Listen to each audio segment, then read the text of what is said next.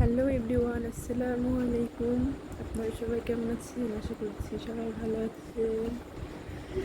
আচ্ছা, আপনারা তো চিকেন বিরিয়ানি, মাটন বিরিয়ানি অনেকেই খেয়েছেন। মাছের বিরিয়ানি খেয়েছেন কি?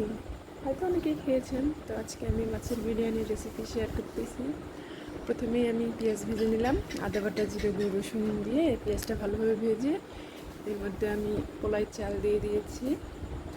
যে চালটা ভালোভাবে ভেজে নেব, ঝরঝরা করে ভেজে নিতে হবে। চালটা যখন ঝরঝরে হবে তখন বুঝতে হবে চালটা ভাজা হয়ে গেছে। তো আমি চালটা ভেজে রেখে দিয়েছি। এখন আমি মাছটা রান্না করব।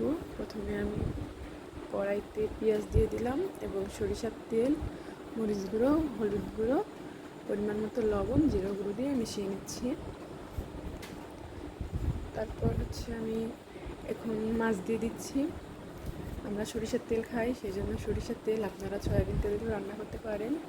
মাছগুলো দিয়ে আমি এখন ভালোভাবে কষিয়ে নেব। এখন আমি পানি দিয়ে দিচ্ছি, ঝোলের পানি দিয়ে দিলাম। আমার রান্না প্রায় শেষ। এই যে আমার মাছ রান্না হয়ে গেছে। এখন আমি পোলাও রান্নার জন্য রাইস কুকারে বসিয়ে দিব। সেজন্য পানি, সাদা এলাচ, কালো এলাচ, লবণ, জিরা গুঁড়ো, তেজপাতা দিয়ে আমি পানিটা হালকা একটু গরম করে পোলাও চাল দিয়ে দিয়েছি।